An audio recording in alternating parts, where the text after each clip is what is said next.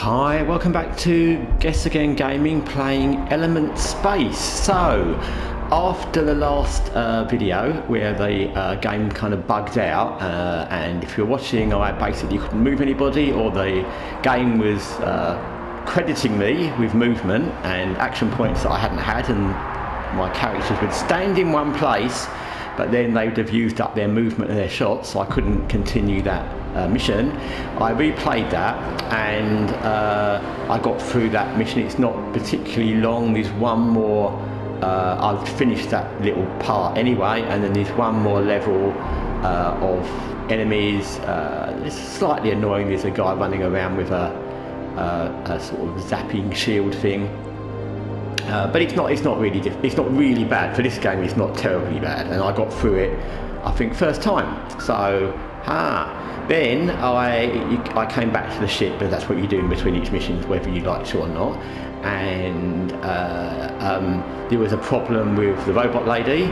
Someone was trying to take over the ship and take over her, because I think she kind of links into the ship, and we had to go somewhere and debug her basically, because someone was hacking her, and that was a bit difficult. It was a bit like a few missions in this similar setting, so you can picture it, and you had to kind of run around destroying different terminals to release the bug or the hacking device that was controlling her.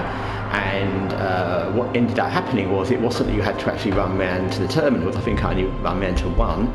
It's that you had to keep fighting the enemies, and one of them, which was the hacker, I think how the animation looked, he kept overloading, and each time it overloaded, the terminal, one of the terminals blew up. So before I killed all the enemies, I'd released our robot friend, and then thankfully I didn't have to clear the enemies, so it just ended that level and that was all good, and then you're back to the ship again. So that's what you missed.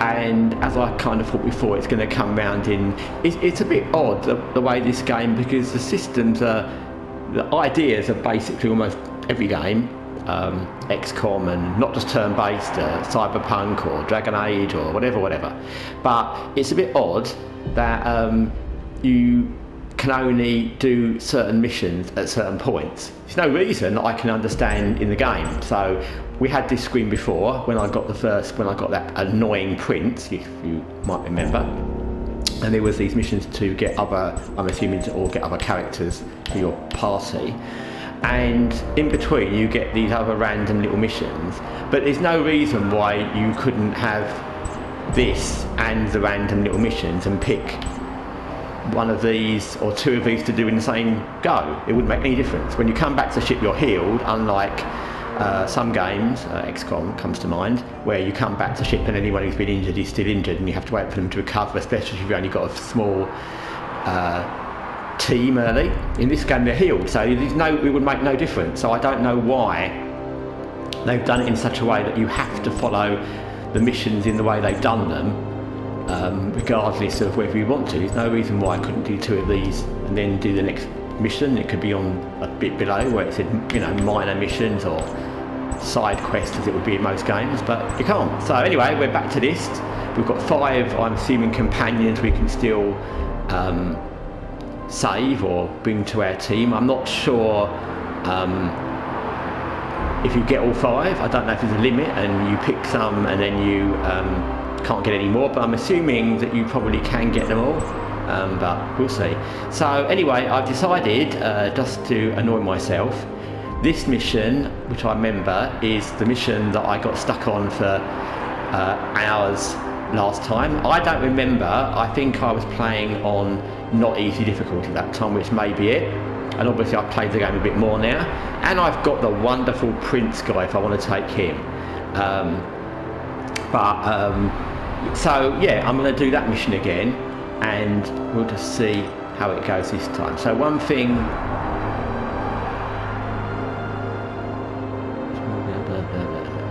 okay, so maybe that's going to open up other missions. because looking at how this game looks in general, forget the combat parts, which I've already said what I think about those, good and bad. The way they have this standings situation, I would kind of assume there's a lot more to it. I'm assuming you're going to be able to do quite a lot of different, for want of a better term, side quests, because there's so many of these different standings with different organisations that we don't know who they are, because I don't know who they are, those ones, factions. I'm assuming there will be more side missions available, and probably multiple, because otherwise you would never get anywhere with any of these factions. And also I note now in the characters there's only 2 more lockable character places there, so maybe we can only get 2 more. And of course, as I've not played past anywhere like this, I don't know whether which characters would be good to get. I don't even know what these characters are, so okay, let's see. So I found out last time that the Prince guy, for all the fact he's annoying as what's name, he actually is quite useful, because he can usually kill someone as long as they're not very high with shield with his sword in one go. So he's useful, and I found him more useful than the robot lady in that mission anyway. And I didn't have the option of the robot in that mission because she was being hacked, and that's the point, to rescue her. So I think, does that mean at the right where it says that we've got a smoke grenade? If we have, then I don't know if that's really beneficial. I mean, we've got med kits, and I know we need them. A smoke grenade in Phantom Doctrine, XCOM, isn't something I use often. They can be useful in Phantom Doctrine, especially when you're really low on health and you know you're going to get killed, so you want to kind of disappear into the fog. But I wouldn't say it's something I look at as a priority. If that was a grenade, I would definitely take it.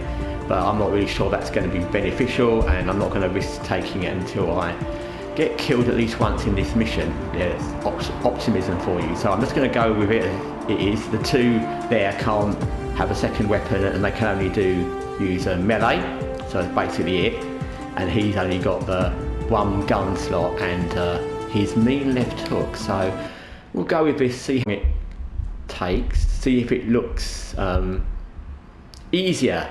Now it's on easy difficulty, and now I've played a little bit more of the game and I've got a different character, because the robot has an advantage in that shield deactivation tech that she has is good, but again, it would be good if you could do that in a blanket way, which is like you could at least get 2 or 3 guys of their guys that are in the same place, and do it to 3 or 4 people at the same time. At least the ones in the same area, covered by like a grenade area, that kind of area, explosive area, then that would be something.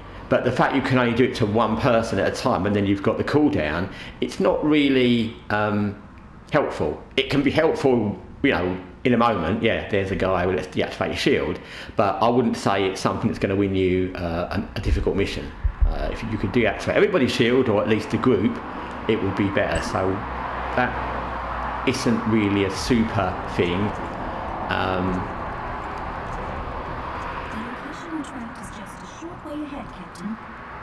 Okay, so it's going to be a little walk. Weird, annoying overview thing, which I can never quite get right. And like I said, one of the things that's really irritating about this, and I'm doing it now, is it's really hard to see where you're going. So there's no fog of war like there is in Phantom Doctrine, XCOM. There's no fog of war where you're not meant to see where you're going. It's not hidden, but it won't let you see where you're walking, which is not that annoying at the moment because there's only one way to walk, but later on it's a little bit annoying. There's some new enemy types. They've got coalition uniforms, that's why they're new enemy types. Dropships on the way. And they've got kind of UN blue hats. This is Tempest, all right. Let's decommission it before that dropship arrives. Okay. Hey, that's Peter from the security alert. Raise So the alarm. we'll be overjoyed to know that I don't remember this part at all. except that it must get more difficult because you know in this game when you start off with something like that, in this game that's like simple comparatively. So what I will do is, as I've said in this game, you always have to be proactive. There's no point in sitting around hoping something will happen. So he might as well run in and attack that person with his sword because he does quite a lot of damage.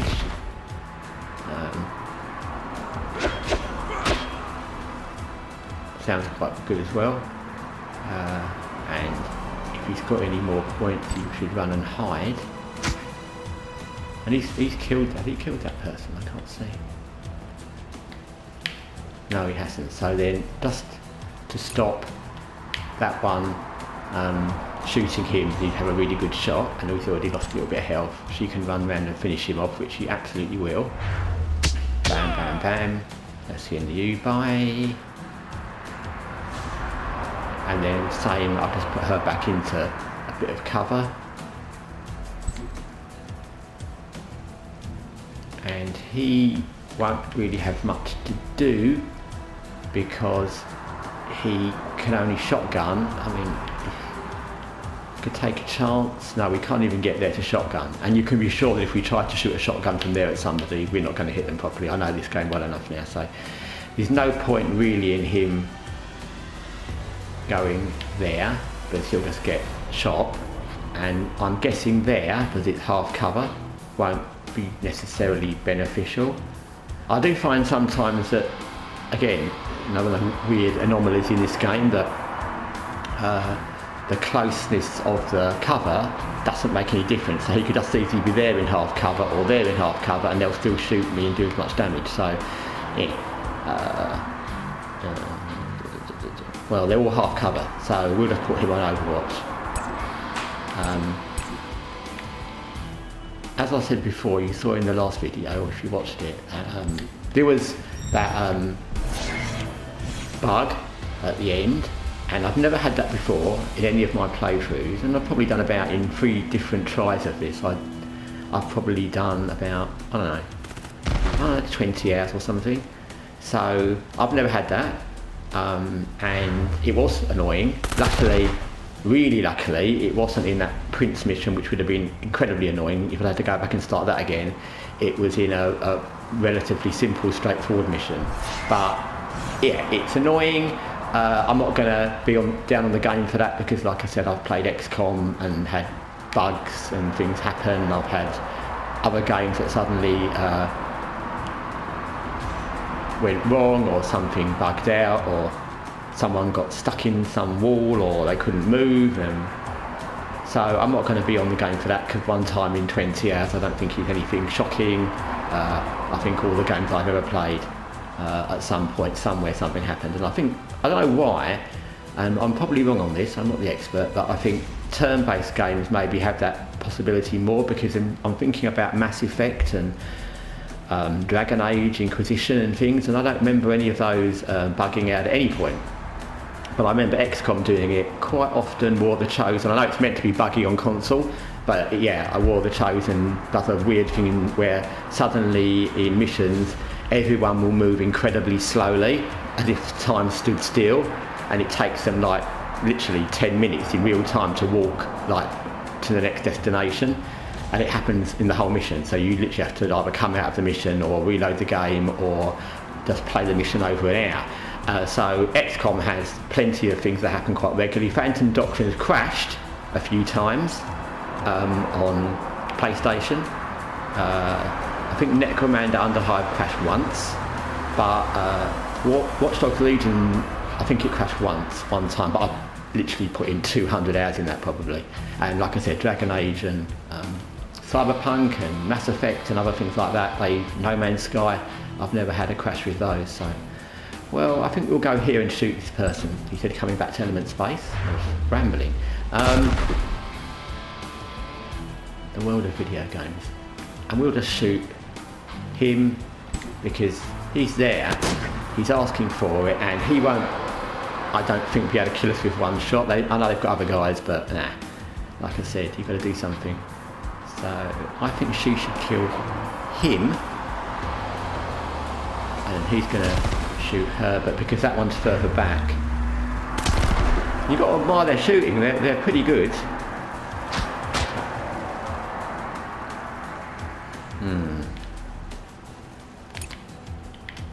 And then this Prince guy can kill him as well, because they've used their Overwatch, and it's not Phantom Doctrine where you can keep using Overwatch. Once they've used it, it's gone, like XCOM, so he will kill him. And yeah, they're both open to being shot, but they won't kill both of those, and they can heal each other, so it's that kind of acceptable risk.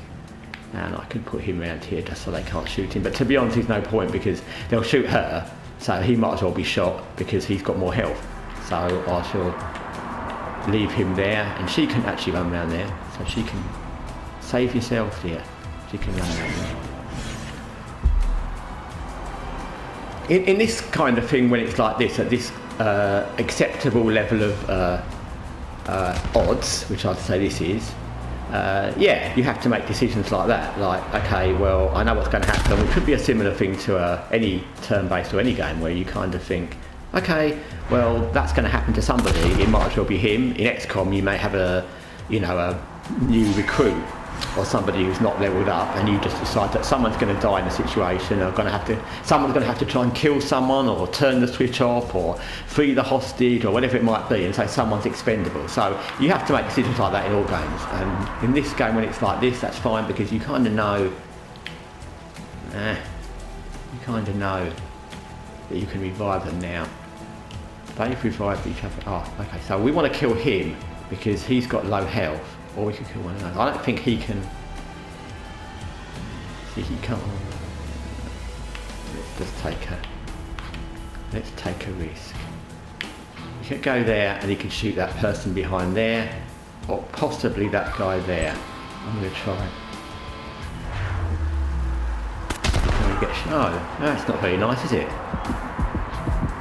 Well, okay. Ow. The good thing is, in this game, when it's like this, and you haven't got that many enemies, and they're all kind of, other than getting shot when she runs to save people, you can do this. You can run around animating, or rescuing, or revitalising, or regenerating, whatever word you want to use, people. And that's simple. It's when you've got lots of enemies that are all hard to kill, it's very hard for somebody, whether it's her or not, to run around doing that without being shot. And you saw she gets shot. They really do like Overwatch in this game. It's their favourite thing. Okay, so I'm going to try something with him, just to show you, because that's the whole point of this. So we've got these things that he used annoyingly on us when he was being a arse. And I think Sole Possession is the one where you take over somebody, yeah. So we're gonna take over one of their guys and see how they like it. See? It's not nice when it happens to you. And as I said previously, with him, in a room with 10 other enemies, that's not going to be wildly helpful. But in a room with 3, where 2 of our people have got low health, that's very good, because now they really won't be able to finish us off, and we make sure we're not all in the same area, because I don't know if these guys have got grenades or anything else. Oh, she can run and kill him. Oh, he can shoot him. Okay, good. So that's good. Okay. They will possibly kill somebody, he says casually. Oh, okay.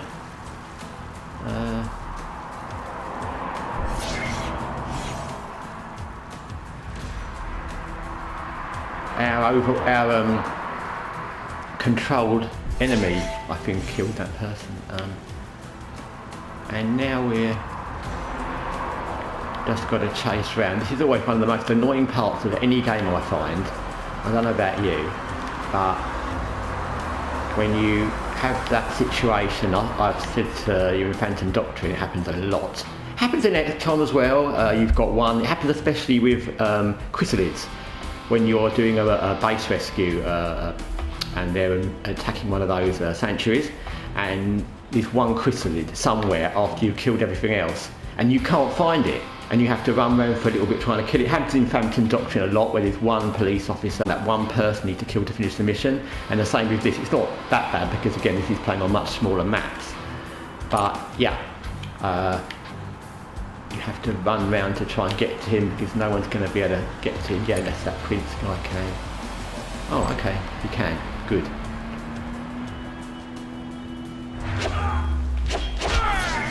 The one benefit of playing on a very small map zone.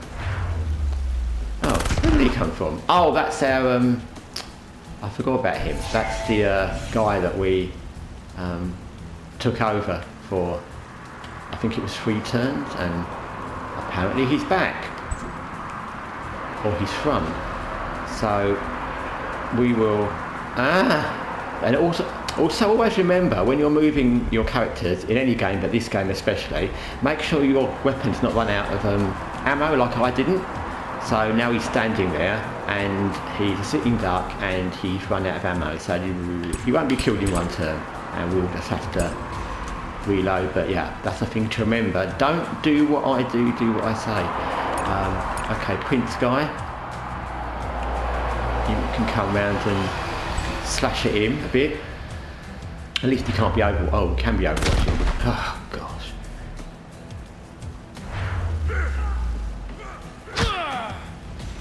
But that's what you get. Ha! How does it feel? And battle clear. So okay, for this game, that I would count that as relatively straightforward and simple. We didn't use any med kits. None of our people. One of them died once, but we resurrected them, and they would come back anyway in the next part. So yeah. All right, let's get inside. We've got to find out what they're working on before reinforcements arrive. And this is kind of the bit I'm going to guess I remember, because I didn't remember this bit. And this is that bit where you can't see exactly where you're meant to go. Am I meant to go up those stairs?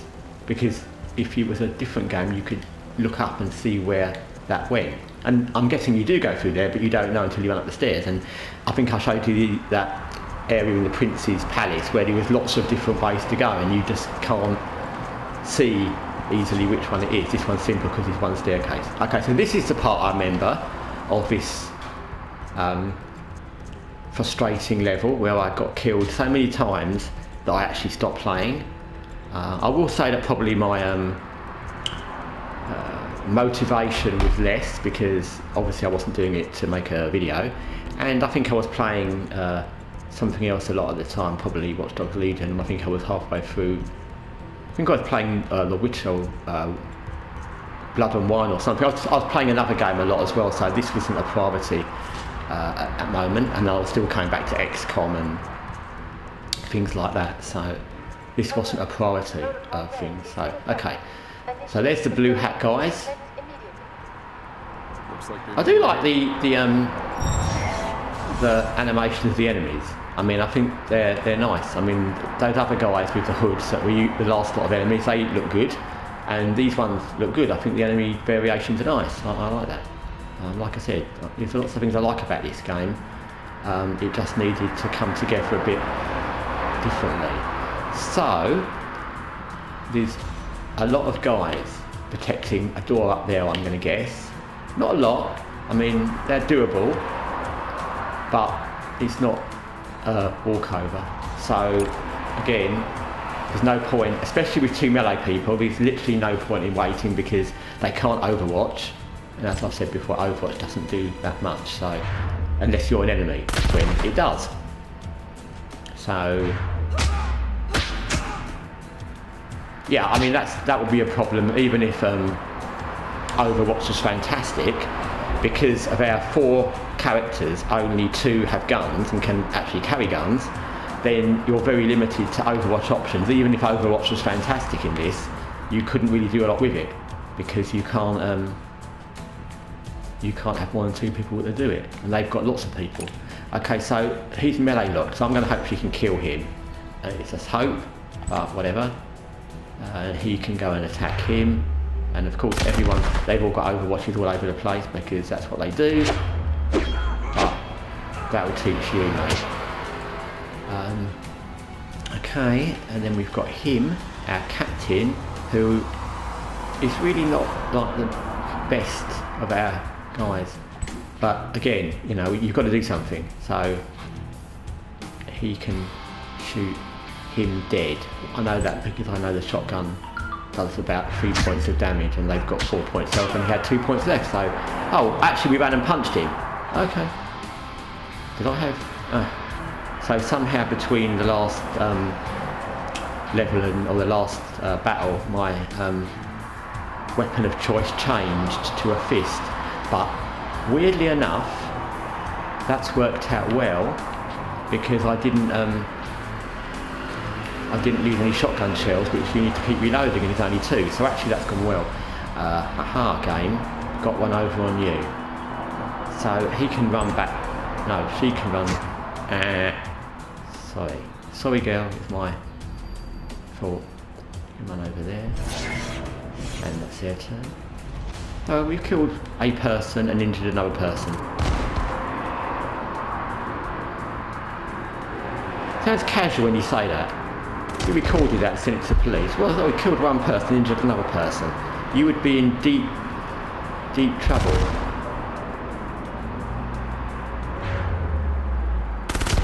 See now, back to what I said in other videos for this game. If this was how it normally was, and there were less fancy enemies, so to speak, so you haven't got extra shields and people. I can't remember if I've shown you the ones that run at you with, yeah, probably in the early video, with double knives and attack you from distance at speed.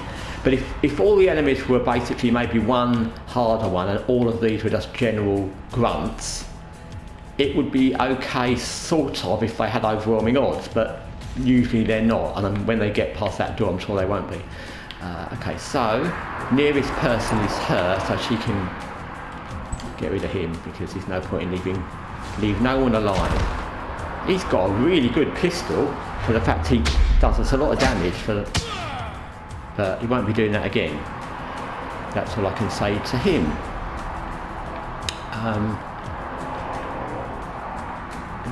Prince can... If you can kill him, I want to get him behind them. Otherwise it'll... They have so many... And he's sitting in this, and he's going to get killed. Yeah. They have so many Overwatch people, which seem to be able to do that just at will.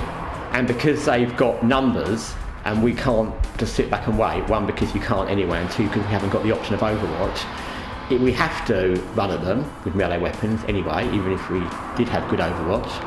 And because they start off with double our amount of people, even in this easy kind of section, we are forced to run at them and we'll get shot by Overwatches because there doesn't seem to be any limit to how easily or how often they can just zap an Overwatch. They just seem to do it. So, yeah. Okay, so he can punch somebody in the head. No. Punch him in the head. Oh no, his only action's going to be that, isn't it? I forget they get a few actions, so he might as well hide. She can't do a lot from there, so she might as well go there because that looks like better cover and she's nearer. And that's the end of their turn. So yeah, the thing with this game, it's kind of funny actually, because it will find a way to make it slightly unfair, whatever they do. So having said, like literally in the last sentence or two, it would be okay if all this game was just these kind of easier level guys, even if there's quite a lot of them.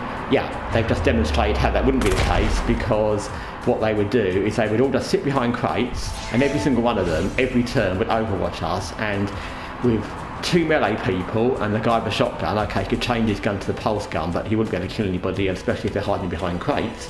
Then we would literally just be either sitting behind crates being shot, or we'd be running at them like we just did and being killed. So see, they've got more Overwatch and they kill her, and that's the problem with this. A lot of it, and I think I said this in the last video as well, is a lot of grind, because we'll probably get killed in this, although we shouldn't really have done, looking at what it was at the beginning. But because of what they do, they just sit behind crates and overwatch us, and we have to run at them because they have melee weapons. we will be killed. And whichever of these two guys does that, he can't do anything else this turn. So we're going to get the captain to do it, because he's more useless as a guy with a shotgun. But so we'll make her better, though. Then that will be her turn done. He can only go back and hide where he was, and that won't really help anything. Then we've got him. He'll be able to do something, but only like half kill somebody. And he's got an Overwatch, which will almost kill him. And you can see how this is going to go, because he won't kill him, but their Overwatches, which they'll do again, they'll probably kill him anyway now. And they've got 4 people, and any one of them shoots him, he's dead. Now they shot her, and she's got a lot of health, so that was a bad choice on your part. But they've just got endless shots, because she had to be there, because she had to be revived. That's where she got shot. So they'll just keep shooting until she's dead again. And okay, he killed him as he had him in a melee lock, so that's good. But you can see the problem. Now we've got 2 people, one's on very low health. She's, what that sign is, I've learned through many deaths in DEFCON, this game, is that means once you die more than once, you can't be revived, or maybe it's more than once or twice a level, I'm not sure, but there's a certain point where you just can't keep reviving people, so that's another problem. So she can't be revived in this battle. She'll come back in the next battle if we get through that door, I think, from memory, but she can't be revived now. So we've got 2 people who have got to kill 3 people. We have to use a health kit, we've got no choice. So literally no choice, because we can't lose both of these, and the other person who died wouldn't be able to revive them because they'd have such low health, they'd be shot moving there. So yeah, and he can go around you go there. Good prince. I don't know, they did explain why he's called the historian, but it didn't really make sense. It just seemed like a reason not to call him the prince. I'm not sure whether he didn't like that. I'm sure he did. He seemed like an arrogant shit. Anyway, and then we'll stay there, and that'll end that turn. And I'd say it's, I don't know, you can see as well as I do. See, they're gonna, if they shoot us, it will be better because they might miss. If they Overwatch, yeah, see, shooting is better because the chance that all 3 of them are here, even in this game, is not very high, and 2 of them missed. Because if they'd Overwatched, that would really mean the Prince would be killed the minute he ran at them, and then he would probably be out for the game. So Prince is going to have to attack him. There's no option. He's going to get shot because, and that's another thing which is wholly unusual to this game. I can't think of another game that I played like that, where they seem to be able to have Overwatch at the same time as having, see, they're immune to Overwatch, so if we did it wouldn't help. Oh, okay, so they're not doing Overwatch, so it's like a similar thing to Overwatch, they're just calling it something else. But this unit will automatically fire against an enemy that gets close, which is kind of Overwatch, because you're in a much smaller area than XCOM or Phantom Doctrine or Necromunda. So basically you will get close, especially because we've got 2 melee people, and they know that because that's the game. You know you're starting off with a girl who can only do melee. So it's almost the same as Overwatch, so that's also kind of unfair because they use Overwatch, or they'll shoot at you, whichever, and unlike any other game, they've then got this thing which is akin to Overwatch, where they can shoot you if you come near them. And I'm going to guess he'll shoot him as well. No, okay, he won't, but we'll shoot him and kill him. But they've got too many options. Oh, he punched him. I forgot I had to punch, but that's okay. Yeah, so they've got almost like 2 shooting turns because they've got Overwatch, which they've got in overwhelming numbers. They've got a shot if they want it, and then they've got these people, which is quite a lot of them I think, which can shoot to anyone coming near them. I found them in the last part as well. So I'm guessing that red circle is his area of where he can shoot you, so basically I'm not going to move. Because they don't appear to have grenades yet, that's one thing. Let's make them move.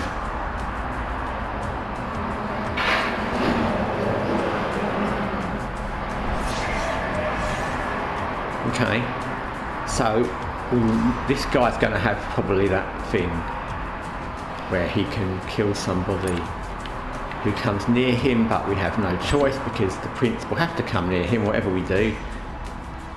Yeah, he'll shoot. Oh no, he killed him, good. It's very hard to work out what they do different times. And we'll put him almost getting excited now because we put him into the red zone. Is that shoot? No, okay, that wasn't shoot. So that red circle meant, I don't know, nothing. Like I said, some of the things, there's a red zone there.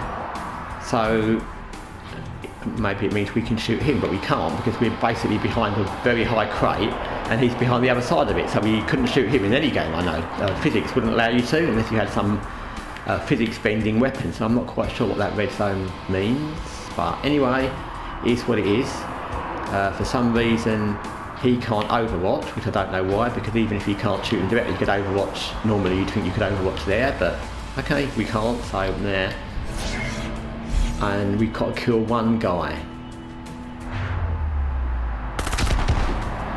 And he's shot us. Let me just read what it says about him. I must admit, and that's partially my fault, I'm not used to having to read about each individual each time because... And also the thing is, they all seem to have the same thing in this level, in this battle, but then one of them didn't shoot when I came near them, and one of them did. So it's like, So maybe it's not just me. Okay, he got shot, but he didn't get killed, and that's all we needed to shoot you, mate. Or punch you, whichever. His punching actually is as good as the shooting, and considering everyone else we've got is melee, he might as well be melee because we're obviously going for a melee style. I think melee style is the only style in this game until you get at least somebody with a really good long range weapon, because the other two are going to be melee anyway. And we've killed him, so yay, battle cleared. We probably didn't do excellently. I'd say fair, what do you reckon? How did I guess? So fair, which okay, I'll take that. We got somebody killed, I accept that game. Party down, 2 of 3, which means 2 times people got killed. One didn't get resurrected, but suddenly she's okay. Again, I'm not knocking the fact that this is not on the game difficulty, it's just on the weird way the game's done. Like, in normal games, again, I'm not particularly talking about turn-based games, or XCOM, doesn't matter what it is, Watch Dogs. When someone's dead or they're injured, they're dead. If it's, say, Watch Dogs Legion on permadeath, they're dead, so they're dead. Or if it's XCOM or Phantom Doctrine, you can stabilise somebody or carry them out, whichever, that kind of business. But in this, she's down, no one did anything to her, we're still in the same room, literally in battle time, in the game time, like how long that would have taken, another 5 or 10 minutes, less in real time, but suddenly she's okay. And that doesn't make any sense, because why would she be okay? It's not because it's her, because it would be the same if it was anyone. So in story mode, that doesn't really make sense as to why that would happen, and it should. It should be that, okay, maybe she would come back to health because she's got special abilities, but he's just a guy, and the prince is just an idiot. So why would they come back? And it doesn't make any sense. So it's another one of those little things where I'm not complaining in the difficulty level, it's good in that sense. That's one of the things they've sort of done to even out, I suppose, the difficulty. If one of your people got killed here, you'd be absolutely screwed next part. But this should be a reason. Or when the other two come back to life, it would be nice to have like a graphic where they went and gave them an injection or healed them, not that they just suddenly come back to life, because that doesn't make any sense. I hope I'm not nitpicking too much. I'm just making observations as I'm playing. So this is the bit I remember. This is the bit I got killed. This is the main room, the last room. Like I said, I think it's always in these new person in your team missions is usually 3 different little areas. And this spaceship with some new drive thing going on looks okay, looks cool. And there we are, we come in on a slightly higher level, which is truly exciting for this game, because we don't usually come in on a high level. You can't do the things you'd like to do, because, you know, if this was any other turn-based, you'd want to be up here overwatching. Even if only one person had a gun, you know, he's got a shotgun. In XCOM, you could overwatch that guy with a shotgun there. You could kill 2 of them easily with something or a grenade. But in this game, and like I said, you know you can't, because until you get to a certain point where the combat starts, they all move together. So there's no option to do that. So we have to go through here. Access denied. Locked. But we can't. I remember this how it looked. I don't remember the aesthetics of what you do. And then you get back to this weird wobbly overview thing where you can't quite see properly or easily where you're trying to go. So we can't go through that. We can't go through the door. So we have to go back up here. Maybe it's something to do with that. I don't know. Can we do anything with that? No.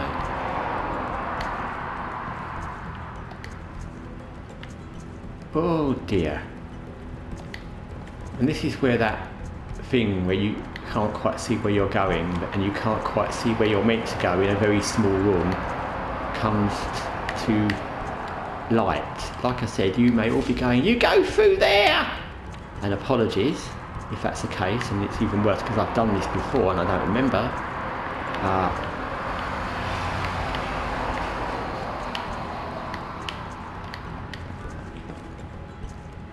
Learn about the lab's activity.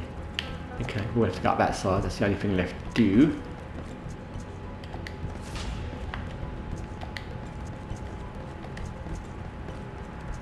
A door. And in a sense, that was me being a bit of a dumbass, because yeah, you ran around the whole corridor, although you couldn't see the door, which would have been helpful if they like shown you where you're kind of meant to go, or shown you with a door there. And that's because the way the overviewing is hard. Yeah, we literally just had to follow the thing round, so I was thinking too carefully about where it might be. Okay, so this doctor's some collaborator, as usual. We're in the middle of the room. We've shot somebody quickly, which is nice for us. And there it's going to show you, that's not me doing that, that's game.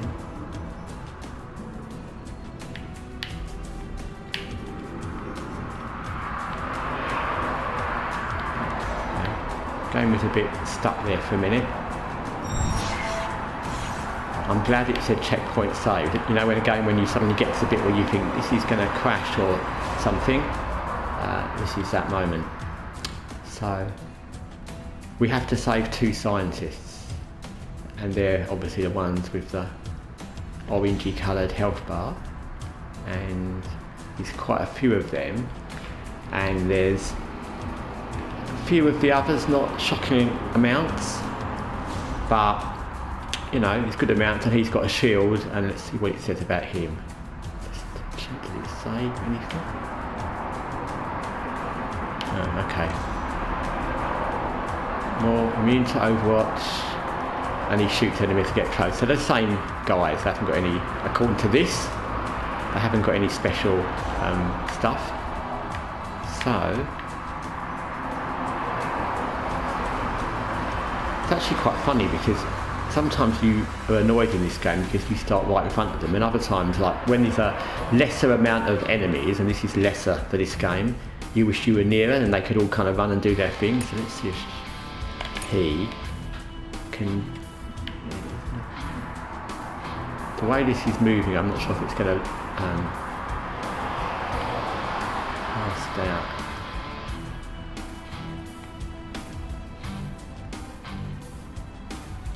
So he might as well move to there.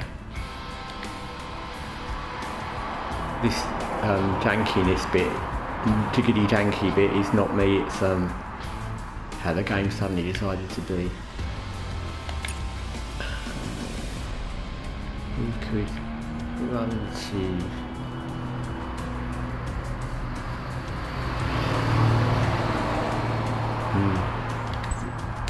okay. That's not quite where I meant to go, but the thing jumped at the last minute, and so... Okay, so what I'm going to do is I'm going to cut this video here. You can see the premise to this, and you can see what we've got to try and do. What this is going to do, and it's doing now, is it's sticking a little bit, so it's not running very smoothly. And what that's going to do in a game where millimeters matter, because if you're slightly over or behind a thing, object, that can make a difference between getting shot or being shot or shooting, unlike XCOM or something where it's a bit more forgiving. This is going to make this kind of hard. You can see there I press move and she's sort of jankily moving. It's not the smooth movement it was earlier. So I'm going to cut this now. I think this video has been long enough anyway. I'm probably going to have to come out of it and reload it at this point, as it's already said it with the checkpoint saved. And I will continue with element space probably next time. Although in the next couple of videos I am going to do another video from Watch Dogs Legion. I'm going to do another Boa mission, which will be the Battersea mission, which is quite a long one, but it's much more difficult than the one I showed you before. And depending on how janky this gets and how much I can be bothered, I might play this again next time, or I might go straight to the Watch Dogs. I'm not quite sure. But anyway, thanks for watching from sunny London, where the temperature is 31°C. So don't let anyone tell you it's always cold and rainy in London. Anyway, take care. Thanks for watching. Bye.